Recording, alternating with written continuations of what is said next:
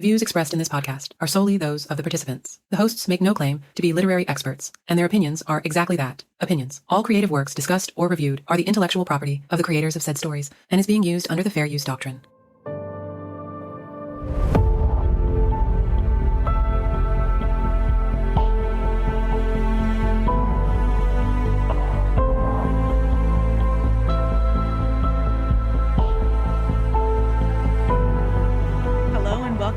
Of Swords and Soulmates, a podcast where we discuss romantasy stories.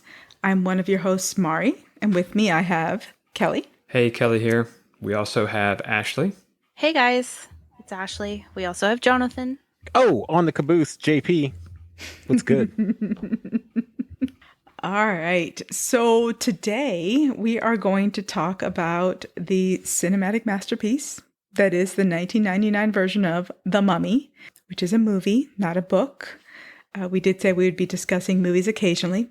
Why we chose this is because it's coming up on the 25th anniversary of the release. It was released, obviously, in 1999. And several movie theaters are doing like a in-movie theater re-release to celebrate the 25-year anniversary. And it is one of my favorite movies of all time. So we're doing it. Before we get into that, though, I wanted to go through a little bit of news stuff. The first one is, I know we've talked a lot about Carissa Broadbent. I promise not all the news will be Carissa Broadbent. But the first little news tidbit I had is that she announced, like officially, that there's going to be 6 more books in her Crowns of Nyaxia series. Before it was just kind of like a nebulous, there are going to be more books. But she officially said that there's going to be 6 more. 6 is a lot. Yeah. That would be a total. I wonder if she's doing like spin-offs, like with all the characters. Like the new one. Yeah. Is but yeah, 6 is a lot. She must be bringing in the other character stories. It has to be, and like maybe the other clans involved or something. Oh, that would be cool. Right? Like their viewpoints. Because like there's 3. There's 3. The third one's going to be released. There's 2. The third one's coming, I believe, this year. I've already forgotten when it releases. I think it was later this year, yeah. Okay. And I believe there's also 2 novellas set in that world. So that's a lot of books. That's a very fleshed out world, but it's a fun world. I know you and I both like them. The other thing that I had, and this is going to be, this episode's going to be coming out just before this happens, but the 27th, basically the last Saturday in April, is Independent Bookstore Day. If you're lucky enough to have an independent bookstore in your town, think about maybe supporting it. You can go online. Several independent bookstores are doing things like to celebrate Independent Bookstore Day, indiebound.org, and see if you have a participating bookstore close to you. Some of them, it's like little giveaways or little specials or whatever. The way I found out about this is there are 2 independent bookstores that I follow that I was lucky enough to visit. I really enjoyed in San Diego. It's Mysterious Galaxy, which was an all fantasy and sci-fi store. And then there's a store there in San Diego, a bookstore called Meet Cute, which is just romance books. That's clever. Yeah. And Meet Cute it's very cute. It's a cute little setup. And it's not a very large store, but they have a pretty big online presence, and they have a podcast they do too. Like when they have authors come around to sign books there, they interview them for the podcast. That's so fun. Yep. So those 2 stores in San Diego are part of an independent bookstore book crawl that's happening the weekend of the 27th. So if you're lucky enough to be in the area, I would say definitely check that out. Otherwise, just if you happen to have a good, independent bookstore in your area, think about visiting it. The third thing I had is also happening basically now as this episode is released, and that is a Polycon, which takes place outside of DC, and it's a fantasy YA author, like a book convention.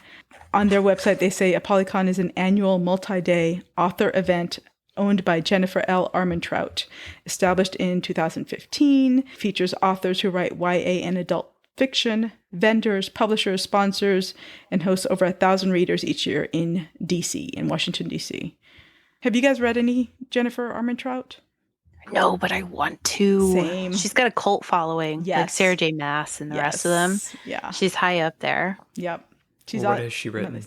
Books, Kelly. Books. Well, I mean, I'm thinking it must be books if she's having the series that I'm most familiar with is the Blood and Ash series. And I think that one's at least 3 books that I'm aware of. I just pulled it up, but and I know it's she has 6. several series out, and so I don't know if they interconnect or anything. I am not well versed yet in Jennifer. Same. She's on my list. Yeah. It's 6 books. It looks like the Blood of Ash series is 6 books. Oh, I stand corrected. Yeah, I knew they were thick ones too. Yeah, I just saw the first one at 622 pages. Woof. But I mean, if they're good, that just means you get to be in that world for longer. So, you know. I hear they're very sexy too. Okay. The book talkers on TikTok are very highly pro Jennifer Armentrout. Okay, like high spice content. That's what I hear. Okay. That is all I had for news. So I think we should go right into talking about The Mummy. I'm going to read a little synopsis of it for anyone who doesn't know. You can kind of get into the details a little bit more. Now, this movie is, 25 years old, so we're not going to be worried too much about spoilers. If you haven't seen it, watch it and then listen to us. It's a good movie. It's a good time. You'll have fun. All right, so this synopsis is from Wikipedia. The Mummy is a 1999 American action-adventure horror comedy film written and directed by Stephen Sommers, starring Brendan Fraser, Rachel Weisz, John Hannah, and Arnold Vosloo in the title role as the reanimated mummy. It's a remake of the 1932 film of the same name. The film follows adventurer Rick O'Connell as he travels to Hamunaptra, the city of the dead, with a librarian and her older brother, where they accidentally awaken Imhotep, a cursed high priest with supernatural powers. It's a comedy? Yeah, there's lots of funny parts in it. I mean, yeah, there's definitely some funny parts in it. I'm surprised to find out that it's like kind of pitched as a comedy. This is like that time I found out Fast and the Furious is a comedy. I mean, it is laughable.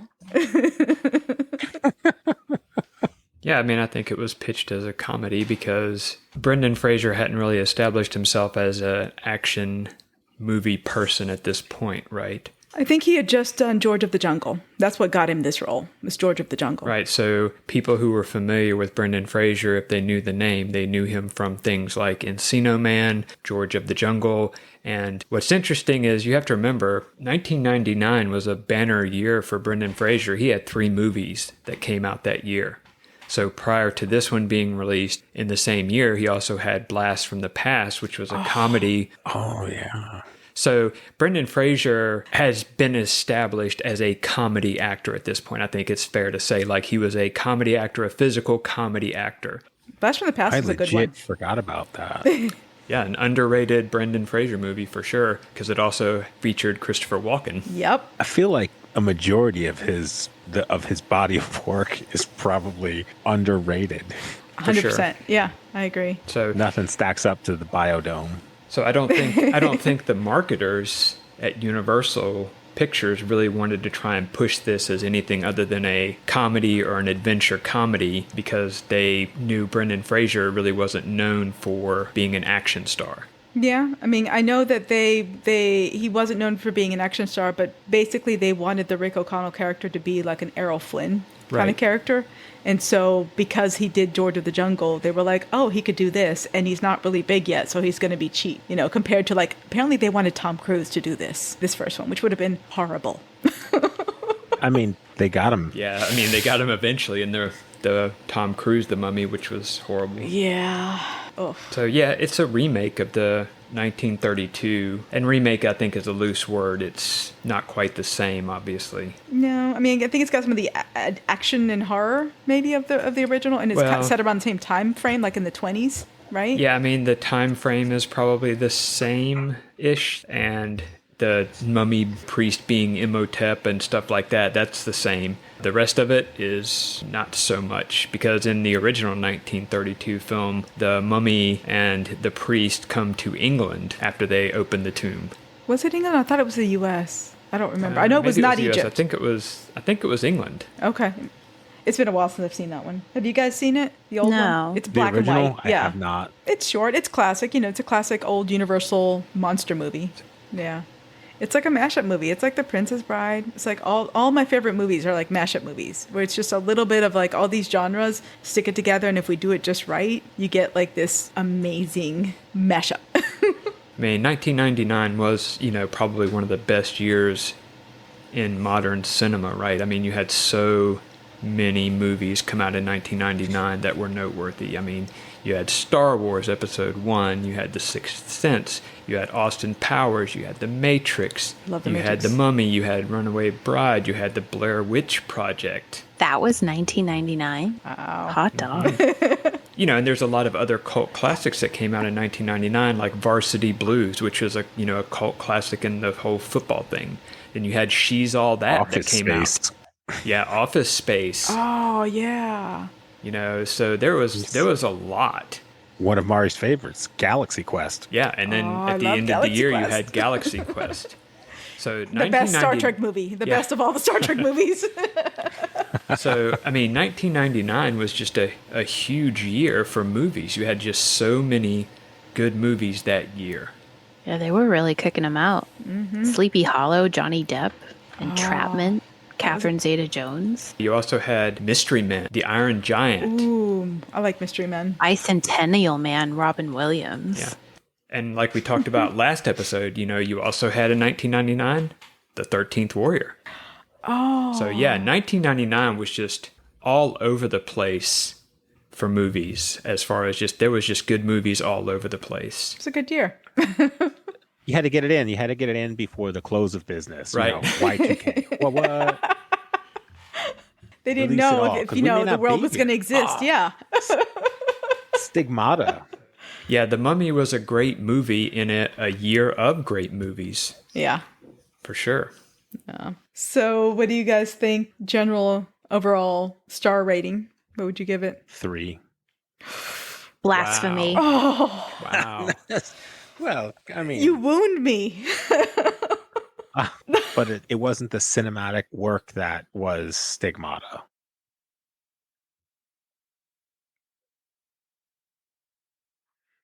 Wow, that was a long period of silence. I had nothing. I had nothing to help that. I don't even know who you are right now, husband. Oh my gosh. I'm pretty standard with this. Yeah. I mean, what stood out to you? What would have pushed it beyond the 3? What made it a 4 to 5 for you? The plot, the character development, What about the plot? the plot where you have one of my favorite tropes in action movies where you have like an action person, that would be Rick O'Connell, and then you have one or more non-actiony people who are just tagging along, and whoever the big jock is has to keep these nerds alive. Yeah, like that whole adventure of them. Where you have like that somebody who's like a spy. Like this is not, original to The Mummy. Like lots of movies have done this. You have someone who's like a spy or like not necessarily like a superhero, but like a physically fit or really good at shooting or whatever type character. And then you have somebody like a generic whatever that they have to keep alive. And I think it lends itself well to like adding that comedy aspect to adventure movies, to action movies, so that they don't take themselves too seriously. Yeah, so I think we saw this movie from different perspectives. I didn't see Brendan Fraser as a hero at all. I saw him as a supporting villain, and I saw the Magi as the enemy. So who's your hero? Imhotep. Okay. So you're just being contrary at this point. Well, No, I mean, like if you follow the story in the beginning, you have Pharaoh's mistress is a prisoner. She's in sexual servitude, and Imhotep and her are in love, and they just want to be together. And the Pharaoh's death is driven solely by the quest to free her from her sexual servitude. And how does the Magi react? Not only does when she takes her own life, she says, "My body is no longer his temple." She's basically saying, "I'm out. yeah. I don't want to be your possession anymore." And she gave her life with the knowledge that he would stop at nothing to resurrect her and be with her in love. That's all they wanted to do, is be together. And then how does the Magi react? They prevent it in the 11th hour from coming together and letting them be together. And they murder a group of priests in one of the most violently torturous ways ever. Eaten alive, or sorry, not eaten alive, but embalmed while still alive. Come on, man. And then they bring on this curse themselves. They just say, "Hey, we're going to take the world's worst curse. Nobody dare touch this curse. And we're going to put it on this dude. And now we have to, for 3,000 plus years, somebody's got to watch over it so that nobody wakes him up, because God forbid that he gets to be together with the woman he loves, the one that everyone in the whole world is perfectly fine with being somebody's sexual servant. And then fast forward 3,000 years later, and you've got a group of colonizers stealing from natives, killing and murdering for treasures that aren't theirs. What the heck? And what happens when he's caught? He's finally caught, imprisoned, sentenced to death, and his first interaction with a female is to steal a kiss? That's sexual assault.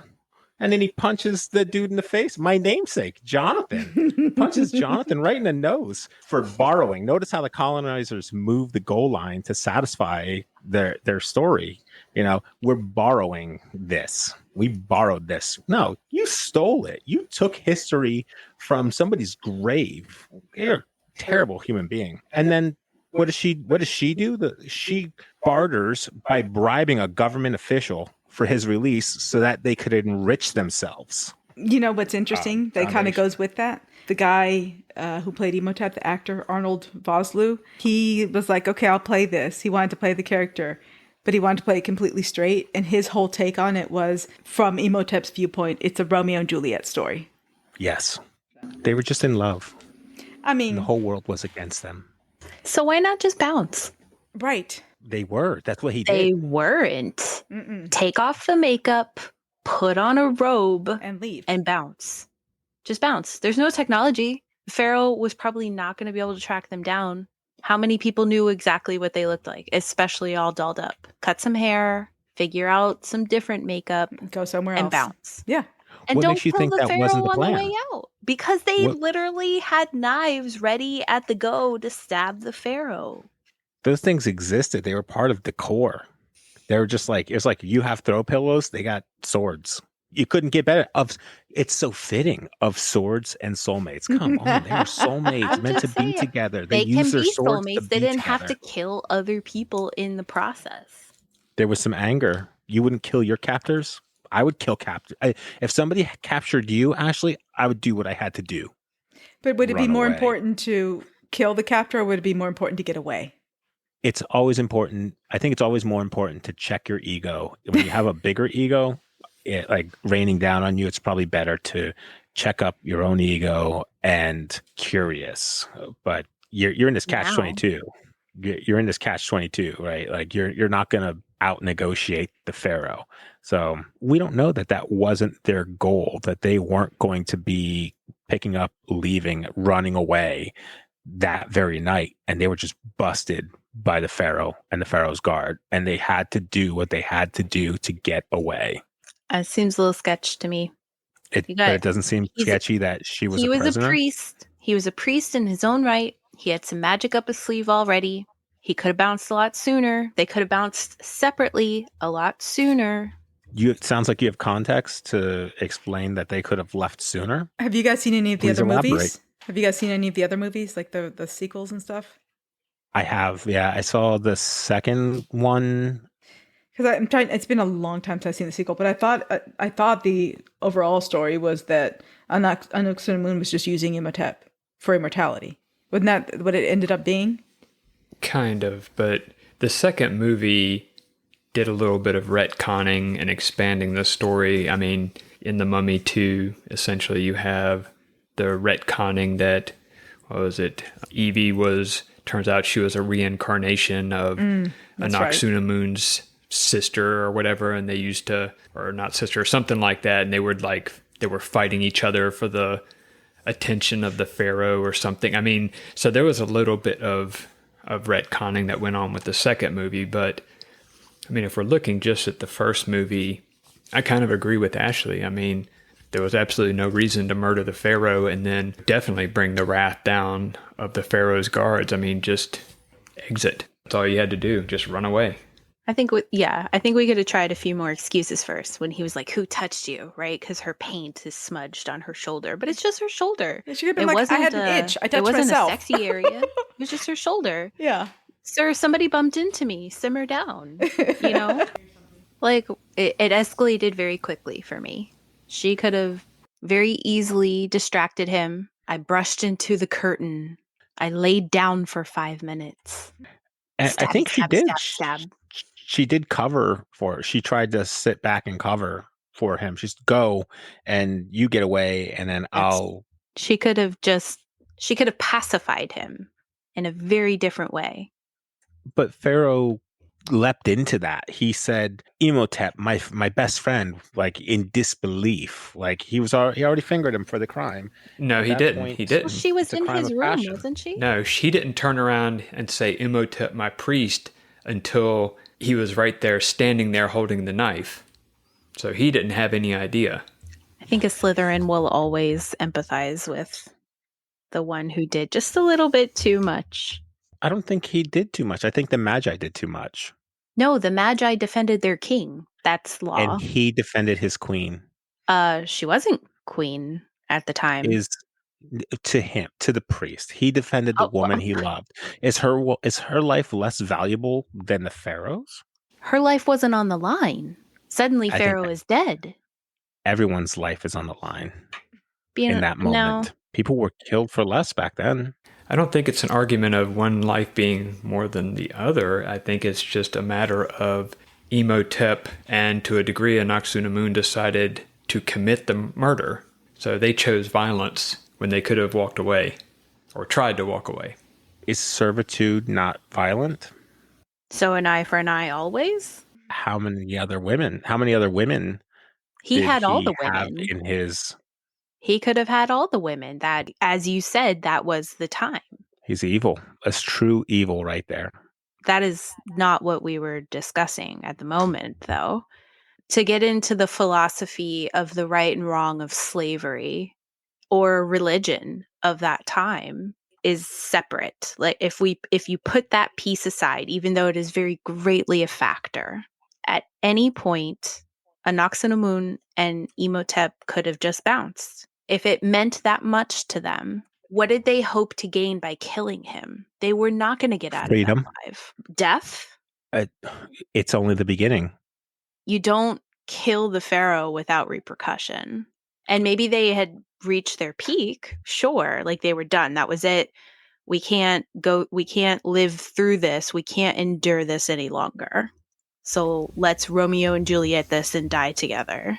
But why take out the pharaoh in the process? Right.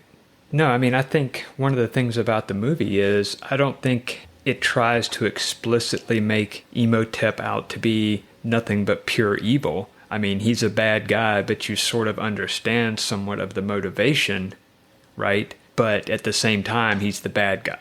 I don't He think was there's bad any, before he died. Yeah, I don't think there's any pure bad or pure good. I think everyone's shades of gray or whatever, shades of good and bad.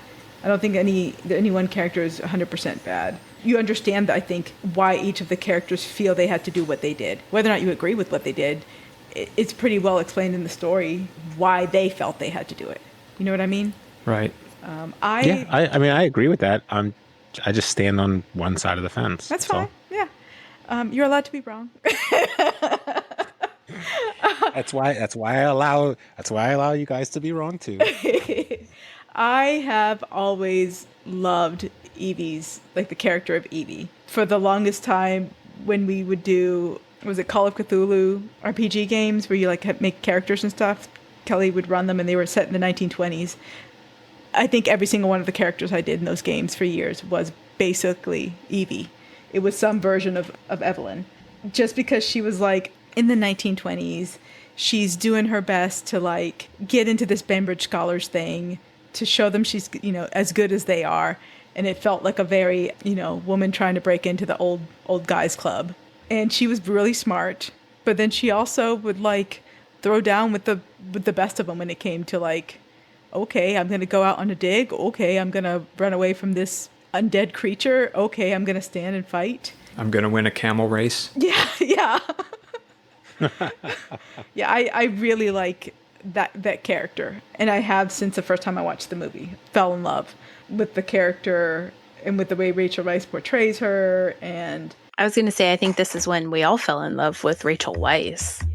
I think what I enjoyed most about her in the character is that she, when things got tense, and people were ready to get violent, she had this moment of intelligence, was able to read between the lines and see around the corners, and then say things like, hey guys, yeah, we can share.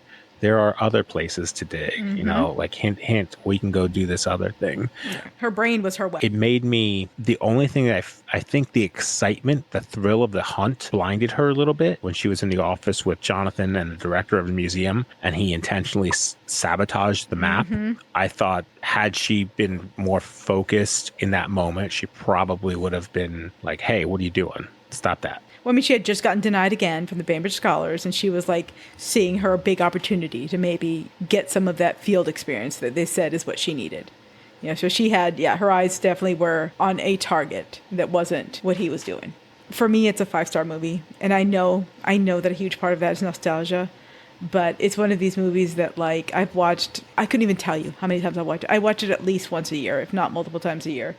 I regularly quote bits from the movie. What'd you think of the special effects? I thought the special effects held up pretty darn well. Some of them I think are dated now, especially Hymenoptera the first time, and Imhotep is like still all like mostly rotted mummy or whatever. I think that is showing its age, but a lot of the other effects are still pretty decent. Yeah. Mostly because they were sticking to a lot of the CGI effects were distant shots and distant people in the background, often a very far distance, wide shots and stuff like that. And they used a lot of more practical effects in the close-up stuff still. I think the one special effect that sold me was towards the end when the face morphed into that really elongated jaw. But I do agree with you that leading up to that, the mummy himself, like incomplete, that was mildly sketch. When his arm gets cut off, I thought that was executed well. When he puts it back on,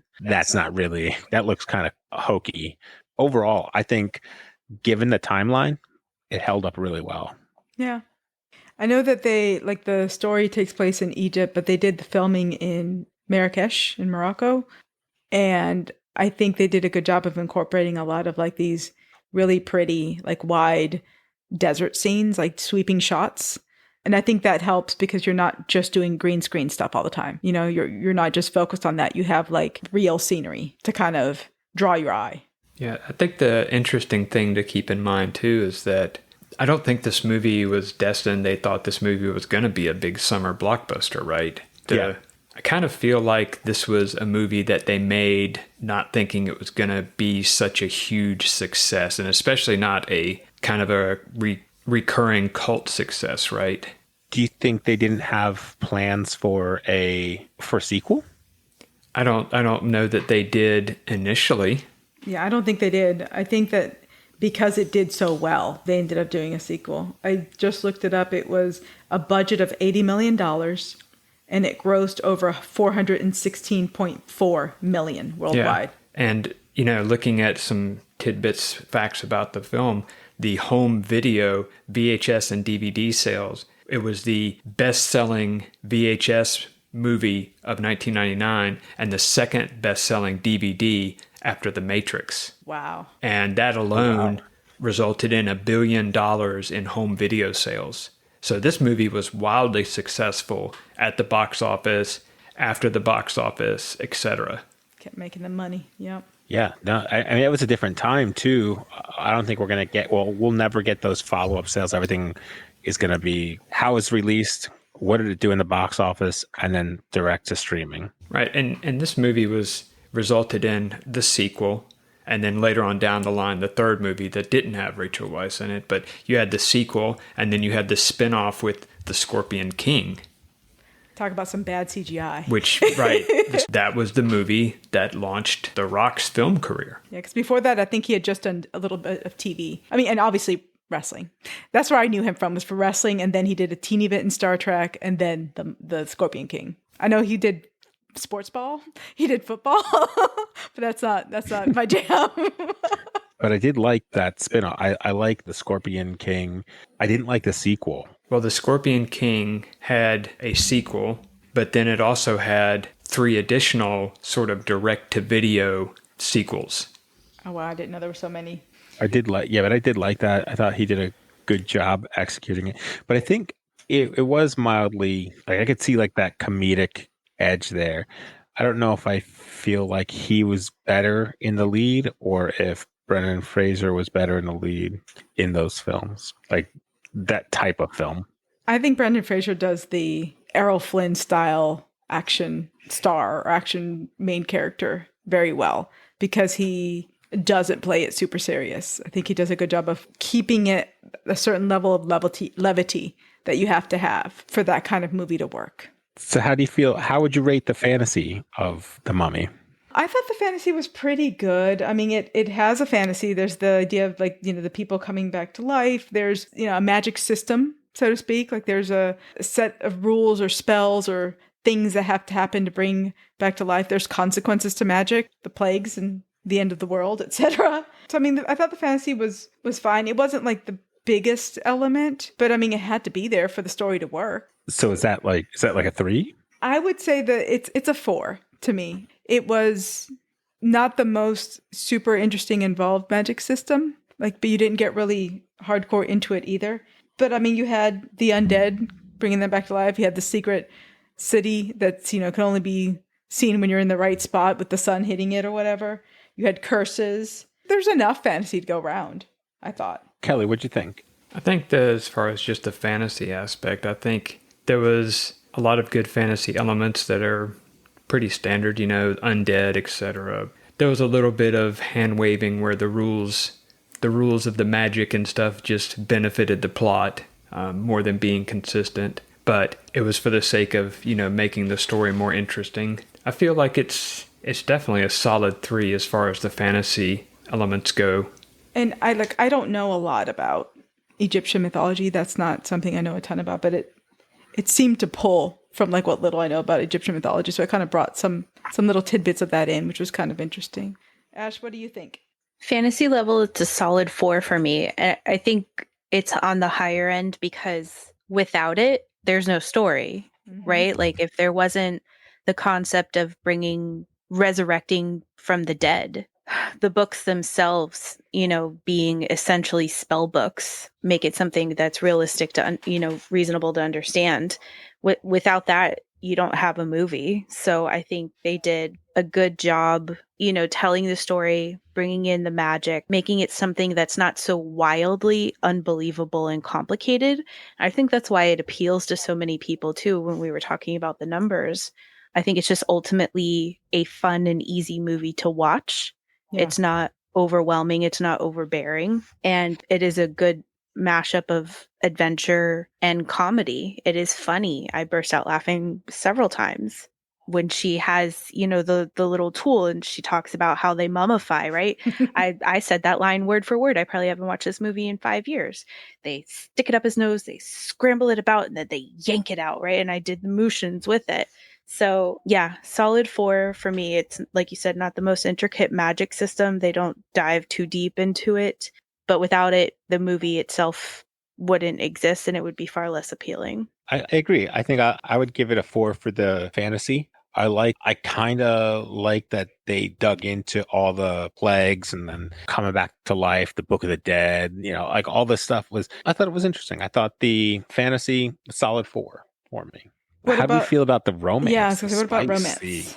Well, just the romance is an entirely different thing from, the level of spice. I mean, obviously the romance, you had 2 different romances going on at the same time.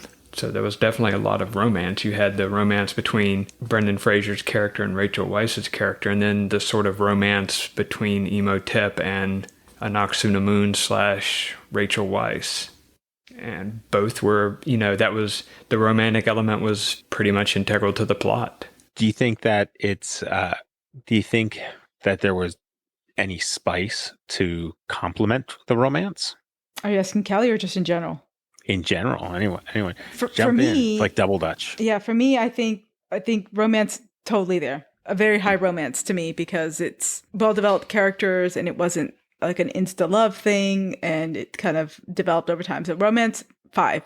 Spice, to me, was a 1. It's not spicy. There's not a whole lot of that in there. There's, I think maybe, I would say like the kiss at the end, which is very like old Hollywood. very much a throwback to that.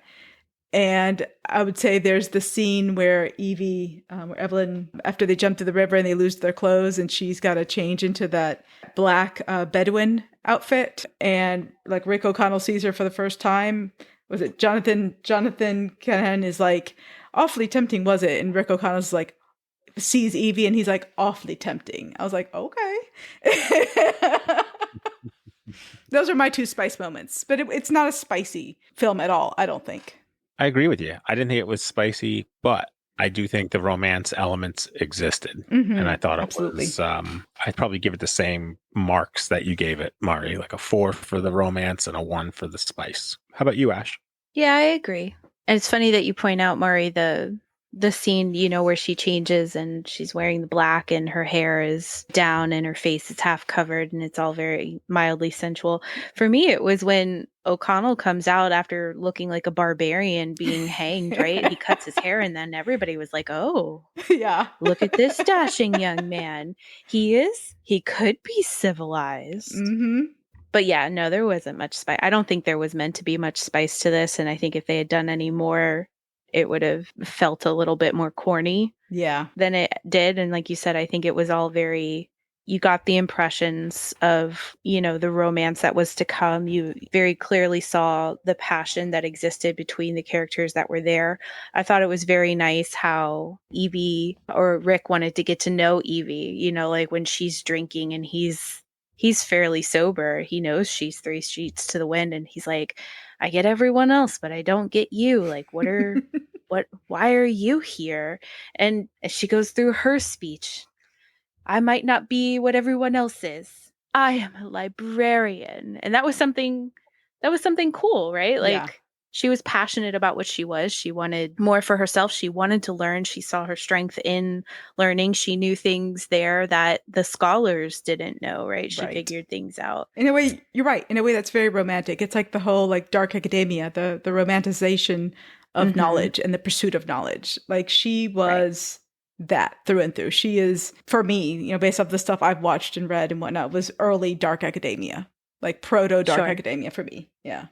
And he supported that very quickly, right? Like he very quickly recognized that she knew what she was talking about and it made sense to listen to her when she spoke, whether it be direction or intention or, you know, how to handle a situation. So yeah, I really appreciated the character development between Rick and Evie. It wasn't too mushy. It didn't feel forced. Both of the characters felt very organic in that setting. Like you said, I think you said old Hollywood, right? Yeah. It was all very old Hollywood.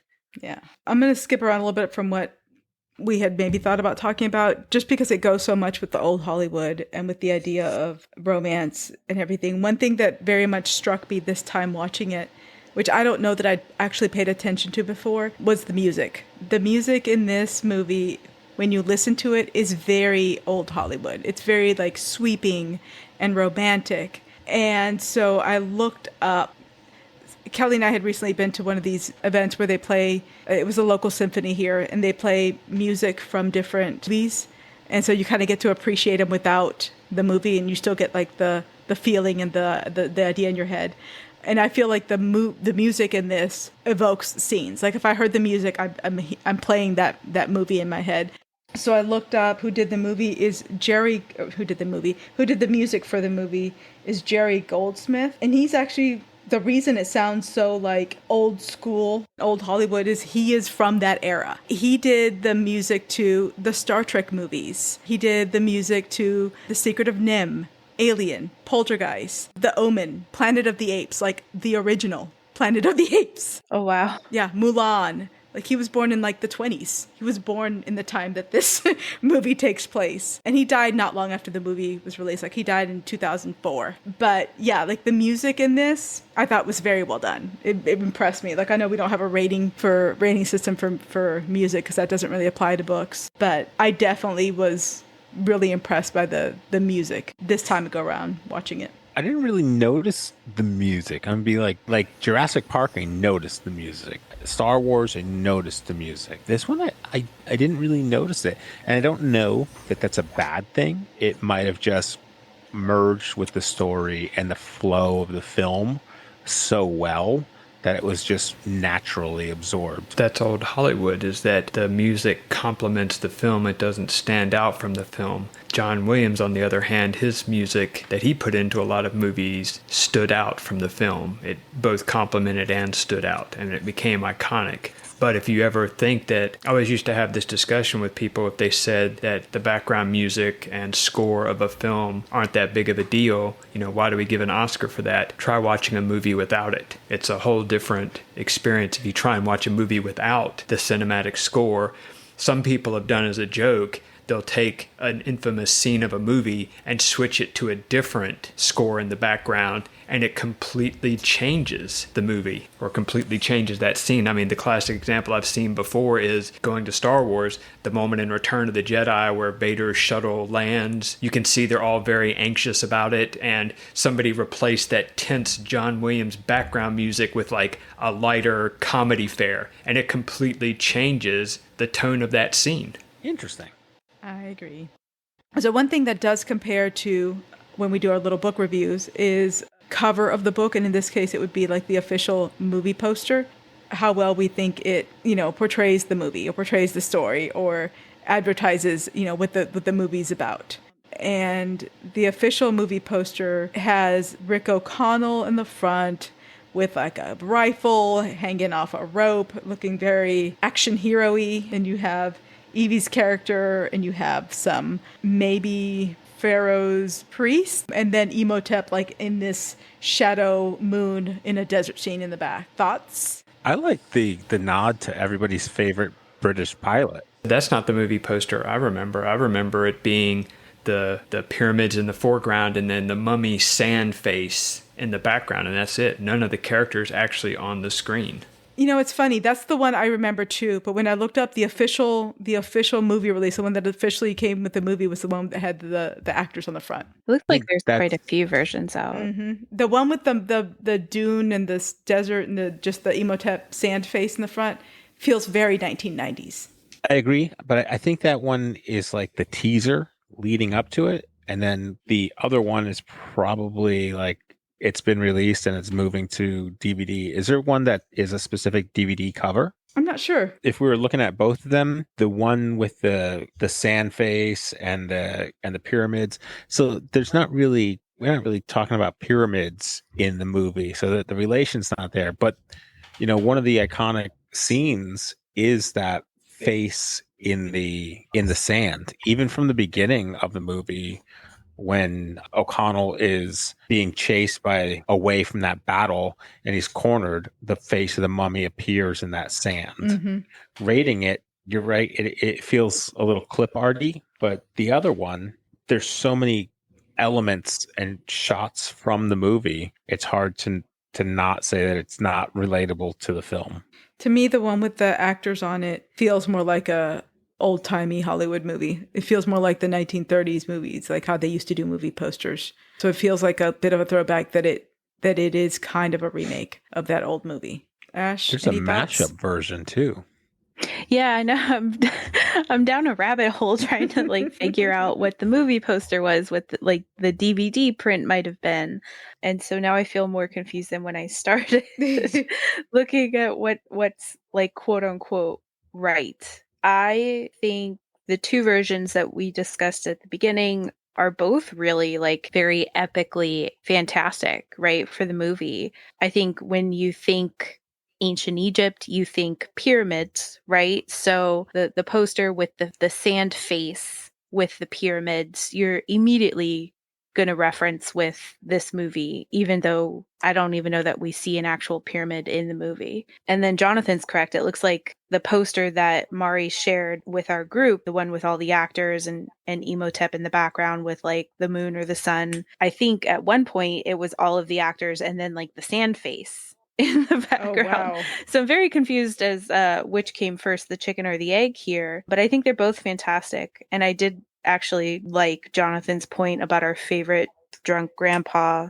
in his airplane in the background. Oh, yeah. That was very Winston. fitting. If you zoom into the picture too, the priests to Evie's left are holding cats. Did you see that? No.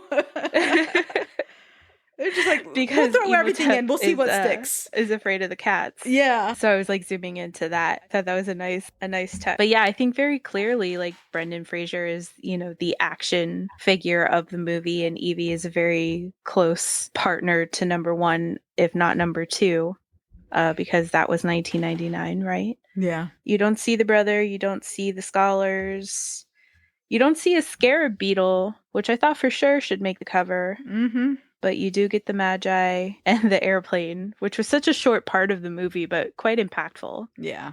The poster, I think all the posters are 5 for me. Like you said, I think some of that's just the nostalgia of it. It's hard for me to find anything lacking in this movie. Yeah. Like, I'm aware that I have the nostalgia glasses on, and I'm okay with that. Yeah. Yeah. This is one of the movies you watch for the joy of it and not for the education or the growth.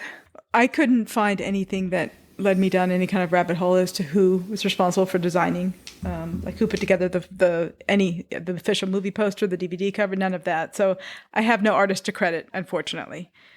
All right, so the final question about the Mummy, unless anybody wants to say anything else, then the final question about the Mummy is it a kissing book? Is it a kissing movie? Would we label it romantasy? I don't think you can not label it romantasy. Right. I mean, the romance is central to the plot, right? Both the romances. Yeah. Both the romances and the fantasy. Like, you have, without any one of those things, it falls apart. 100% yes. Yeah. Wow, we're in agreement. What? Write it down, folks. It'll probably be a while. We got to give ourselves more credit. Yeah. So I think really the only disagreed through this one is like the overall, and some of that admittedly is grounded in nostalgia, and we're looking at it through different lenses, right? Which I appreciate.